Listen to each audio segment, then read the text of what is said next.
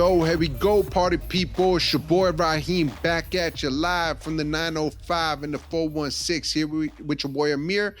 And again, my boy ZP coming at you with some straight fire from GTA. So, yeah, it's a greater Toronto area, but it now represents Grand Theft Auto. We are literally living in a video game. I mean, can you guys tell me the difference of what we've seen in the game in Grand Theft Auto compared to what we're seeing on the streets in Toronto and the surrounding areas nowadays? Is there any difference? Yeah, man. I gotta agree with that, man. I mean, there's a lot of similarities between the So game and what cars, we're seeing. The yeah, cars being stolen. cars are being jacked. People are Yep. getting thrown out the vehicles while Yep. driving, which we saw in the games, right? Yep.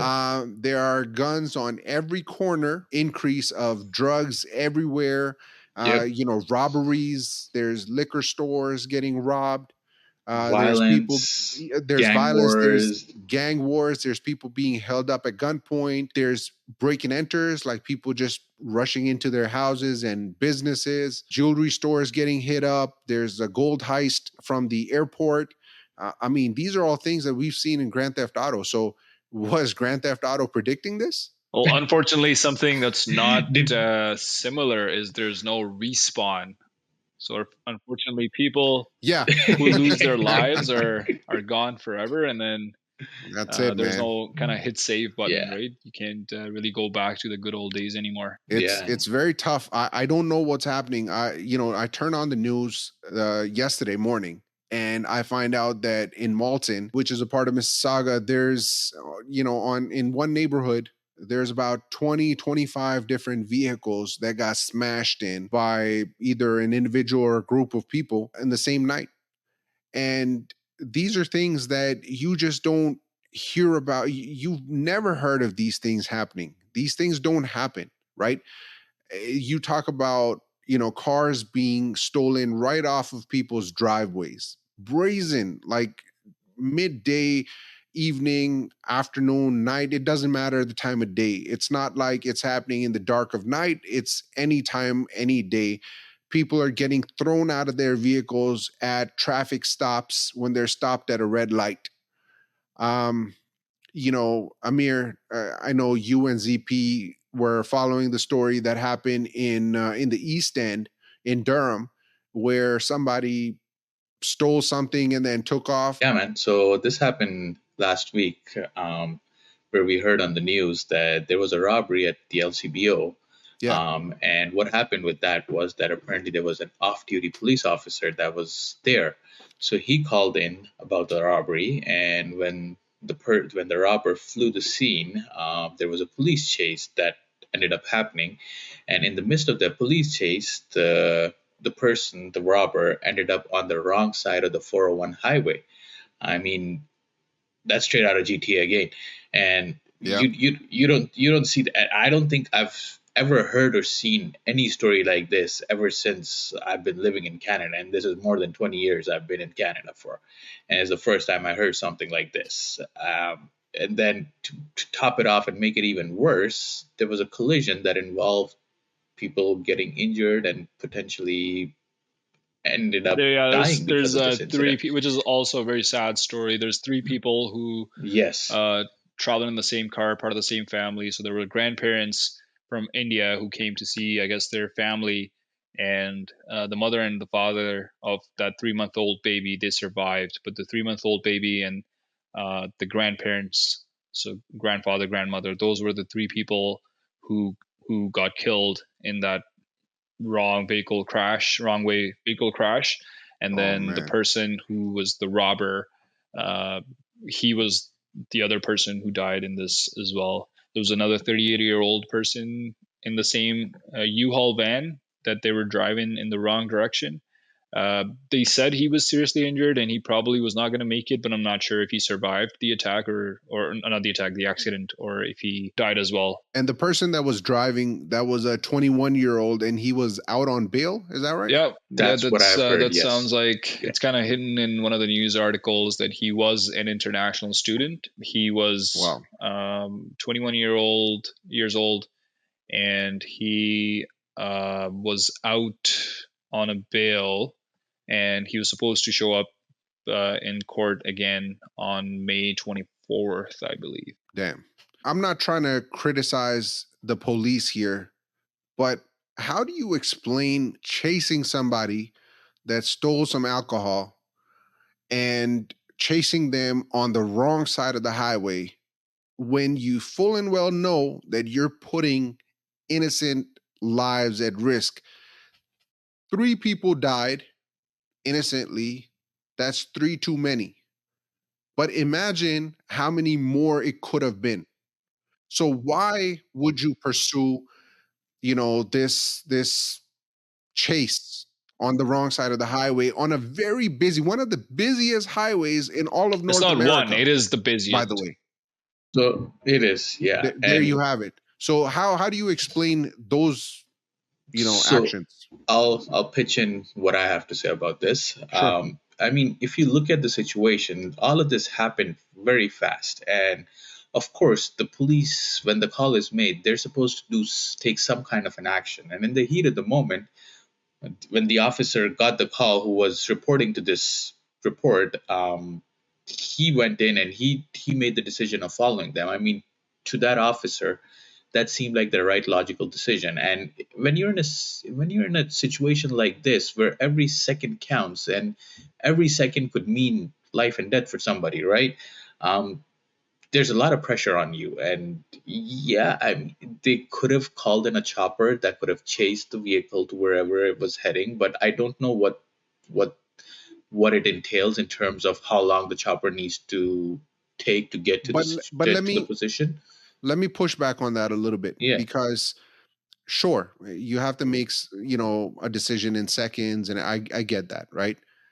When you get hired as a police officer, you're getting hired for emergency services, correct?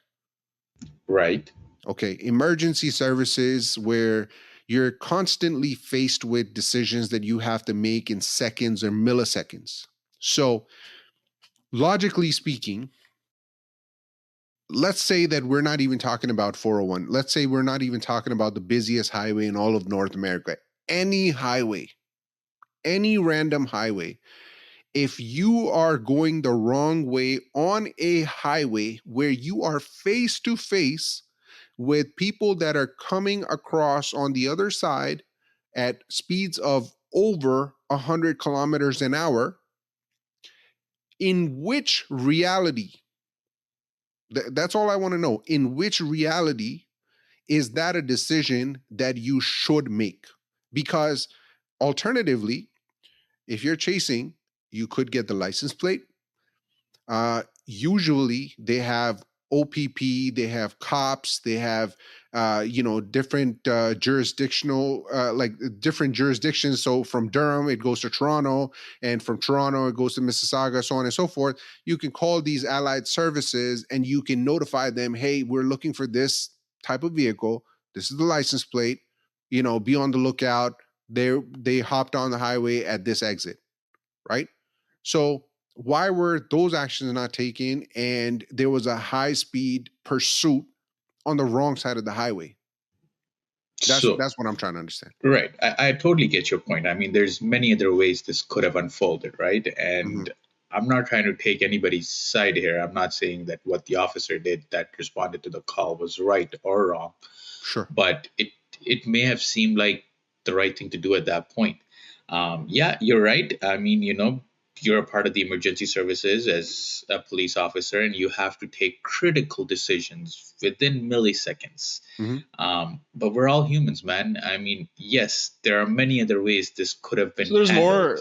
and I don't know. I There's more wasn't coming there, out of this as so well. we don't know. So they Go apparently ahead. the chase was called off initially, and then it resumed afterwards, right? So when the person took so the cops are always in touch with the dispatcher when they're doing the Yeah. chase, right? And then they keep informing of all the maneuvers that whoever their suspect or the suspect is, whatever moves they're making, the dispatcher is informed, and then the dispatcher's job is to organize OPP resources in Toronto or whatever else, right? And then get those on the scene in the best way possible. And then you need some sort of Right. authorization from someone like a supervisor, as far as I understand, in order to continue the chase.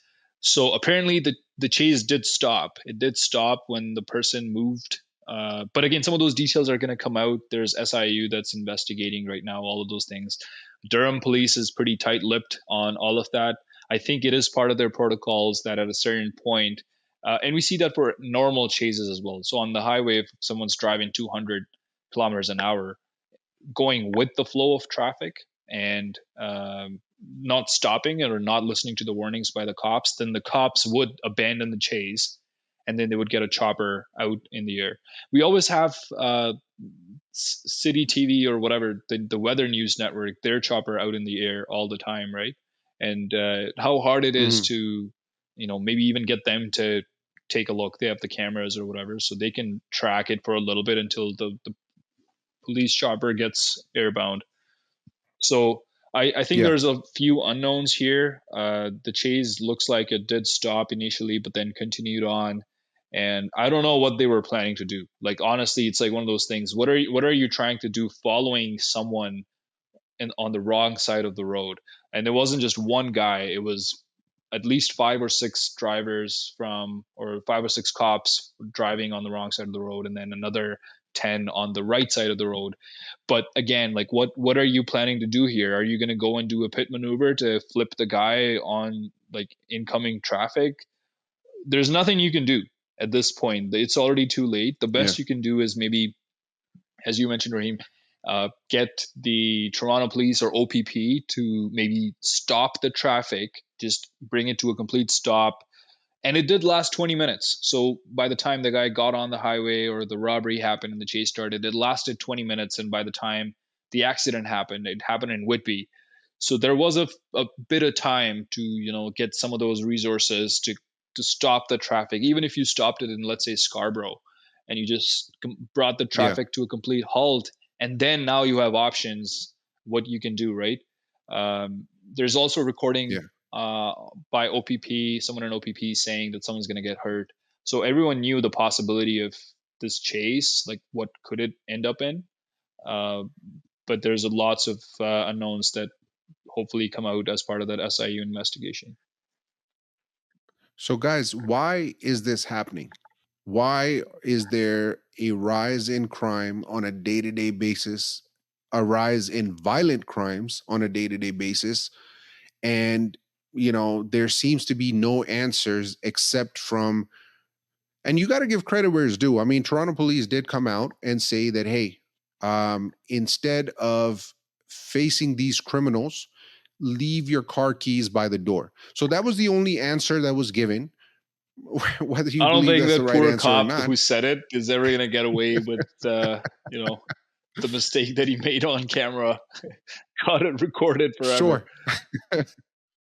But why is this happening? What is the problem? What is the fault? Whose fault is it? I don't know, man. I think my personal opinion is that, and I've heard this from many other resources, is that the law over here in Canada is a lot more easier than other places of the world, and maybe that has something to do with the rise in all these cases and all these Well, activities a that are lot of it happening just comes down recently. to there's a huge imbalance between our population and resources, right? We don't have enough resources to move people through the judicial system and get them timely justice. So if it's sentencing, if it's Mhm. convictions, if it's moving them through the jail sentences that they're given. So now we have come up with these backup strategies and band-aids, like uh, letting people out of jails, like this guy, for example, right? There was Yeah. some charges related to theft, or I should say convictions related to theft under $5,000, 3 counts, something like that, and he was given bail. Now, maybe for a crime like this, bail is okay, but we've seen in the past for more serious crimes, our courts are handing out bails, and the reason for that is we don't have enough jails or staff to maintain those facilities. So now, So does this lead to the problem originating from immigration, and is there any such thing as bad immigration? Well, 100%, right? Immigration, I don't know why in some of the modern societies people are so tight-lipped and we care so much about feelings. It's not wrong to say that some of the and some most of us are immigrants, right? In Canada and US is built Yeah, upon immigration. We're all immigrants. It doesn't matter if you 100%. came yesterday or if you came 15, 20, 30, or 100 years ago. It doesn't matter. What matters is you call the things as is. I came Yeah. across this comment online by someone which basically said that immigrants are more than welcome in Canada, just like we have been. We felt welcomed when we came, and we make sure to welcome other people when they come in. But you got to give immigrants time to get absorbed in the society and in the culture. And for the most part, immigrants are doing that good job. There is still some sort of process to vet those immigrants. Obviously, it's changed a lot. Now it's a lot easier. It's a lot shorter time duration in which you can get your immigration status and you get to come from another country. But then on top, we have a lot of fraud happening in terms of student visas, which is the main problem here, Mhm. right? So you have your whatever 500,000 immigrants, then on top, you add almost a million students, and then on top, you have refugees and things like that. So overall, it's nice, sure, it's very nice to do all these things, but you should be able to handle this extra million or so people you're going to get every year. So that's the part that we don't talk about, and we just don't want anyone to feel bad about immigration or want to say anything because we don't want to hurt feelings and things like that. But the main problem is, yes, it's resources that we have in Canada right now in GTA. They're not equipped to handle this level of increase in population. But isn't it true that, and this goes back to the point that you were making, that you got to give time to the immigrants to assimilate within the society or the new society, right? Isn't it true that because of the number of immigrants and international students that are coming in, and more specifically, the international students that are coming in by themselves, they are strapped for resources, the cost of living is very high. You are most comfortable with people that you know. Most of these international students are hanging out, assimilating with the same people from wherever they were from, and they continue the same traditions, the same ways of life, rather than becoming a part of a new society and a new culture that is the Canadian culture. And because of this, there is a cultural clash. I think I have to agree to that because, and I know some people came in as immigrants, now they're Canadian citizens. They've been here for 10, 15 years, maybe even longer.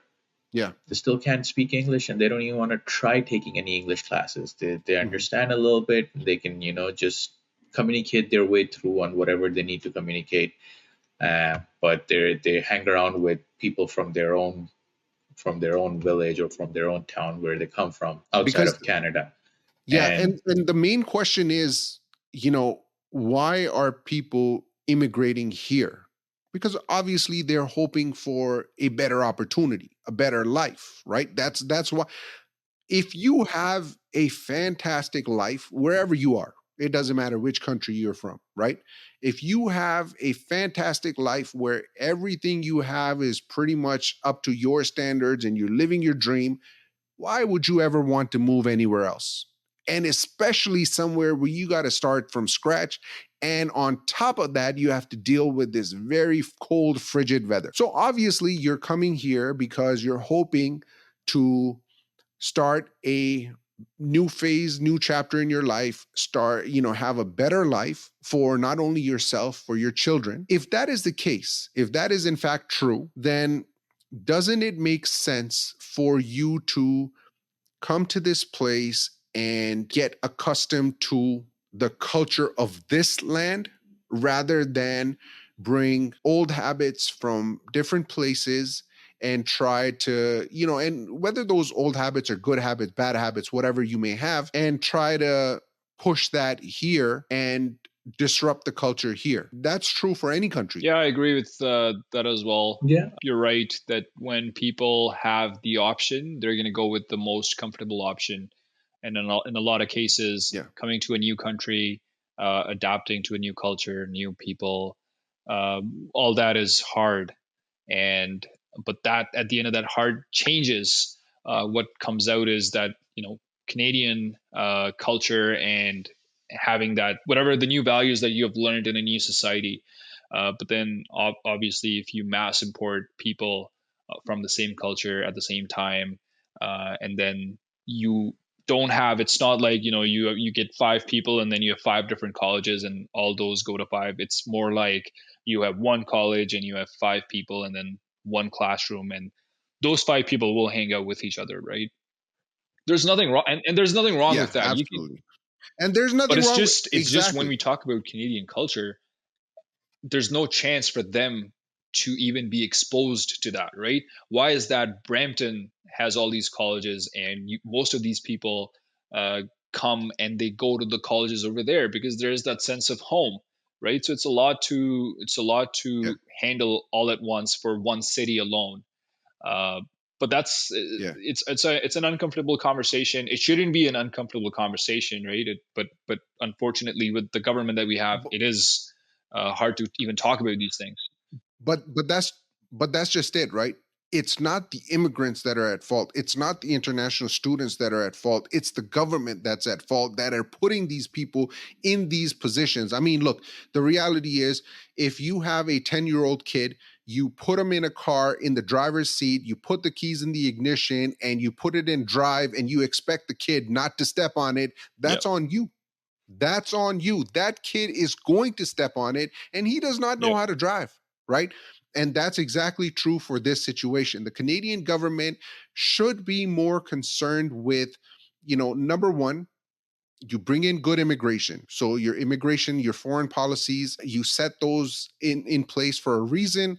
You make the citizenship process a milestone to achieve, something that you can be proud of, not just hand out so that people just disregard it, right? If something is given for free, it's not valued, it's not validated. If you have to earn it, it means that much more. So the right immigration policies have to be in place. The right number of immigrants and international students should be in place because we don't have the infrastructure to sustain the numbers that we have coming in on a yearly and monthly basis. And this is why all of our resources are overused, overexposed, just overrun. And everywhere you turn, you literally have nothing to show for it. You go to the hospital to deliver a baby and you're told, bring your own pillows.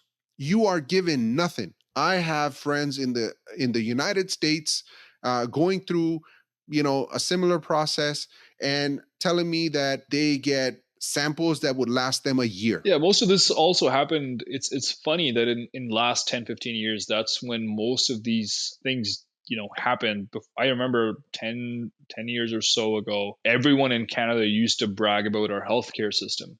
And just in short 10 Yeah, years, again, right, if you're bringing a million people a year, doesn't matter how good you are and your resources. But and the other part of it is the million people who are coming into the economy, they're relying on the existing tax system, right? They won't be able to contribute to the tax system right away.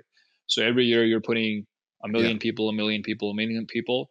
Uh, that definitely will challenge everything. And at the same time, it's not adding anything, at least in that year. Maybe 5, 10, 20 years from now, just like everyone else, they'll find their place and they will be able to contribute to the economy. But I think we definitely overstretched more than we could have we can afford in terms of the population growth, specifically within GTA, right? That's the other part of it, that most of our jobs and economic growth and the ability to prosper is within GTA. So naturally, most of the yeah. immigrants and students and everyone else gravitates towards GTA. So that's why it has gotten really challenging here. So, how do we fix this problem? Well, according to Justin Trudeau, the best way to fix it is by instituting an exit penalty, which is expected to be around $25,000 for anybody that wants to leave Canada. So not only are you faced with, you know, a crisis of a lifetime where inflation has literally bankrupted us all. We're looking at the highest debt ratio that we've seen pretty much in our lifetimes. The standard of living is so high that people have no choice but to basically look for handouts. And instead of allowing people to search for other opportunities, there is an exit penalty of $25,000 that Justin Trudeau is mulling over of I instituting. love how Justin Falsdo, To I'm going to start calling him Falsdo. He's not true. He's false. So Mr. Falsdo comes up with all these stupid initiatives. And you know why he's doing that, right? There's a big risk of our capital investors and good talent, such as doctors, who are yeah, threatening to leave Canada over capital gains tax that he just implemented. yeah, Who would want yeah, to be in this country when? So you see, most of the businesses. I remember back in the day, there used to be Zellers went out of business even back then, right? Then COVID yeah, policies, they were so horrible that they basically destroyed businesses left, right, and center. All small business owners were kicked out of the market. And then your competition goes yep, away, and then there's no incentive to be better or make things cheaper, and just a domino effect. And now, in order to pay for his mistakes that he has made in policy, he comes up with more taxes, more carbon tax, more capital gains tax, and things like that, which literally, if you are one of the rich people who wants to invest and do things for the economy here, why would you want to be here? So now the threat is that yep. they're going to go and leave, and they have very vocally, especially doctors, have very vocally said that they want to leave. And instead of changing the tax code to make sure that it's good for business, he comes up with another tax, and it's just the height of stupidity. We can't wait to get rid of Trudeau. I think more important than Trump and Biden is to get this current Prime Minister of Canada out of office. I think that's the most important thing for Canadians right now. Well, whenever those elections happen, and I hope they happen soon, and I hope that Pierre is able to move these elections a little bit closer up rather than, I think as of right now, they're expected to be next year, October, I think, something like that. Anyway, I hope that they're able to move the elections up, and I hope that people make the right decision because man, oh man, we cannot go through another term of liberals. If you are supporting liberals, you really need to look in the mirror and ask yourself why. What benefit is it that you are getting out of it? And then, stop being selfish and look at the entire bigger picture and see how it's ruining the entire country. So there you have it, man. ZP, you wanted my opinion. There it is, fella. And for everybody else, please make sure you drop it down in the comments below. Let us know what you think and where you stand on these issues. And yeah, let us know if you like the videos, dislike them, hate us, don't hate us, whatever it is, put it down in the comments below. Like and subscribe, and we'll catch you on the next one. Peace.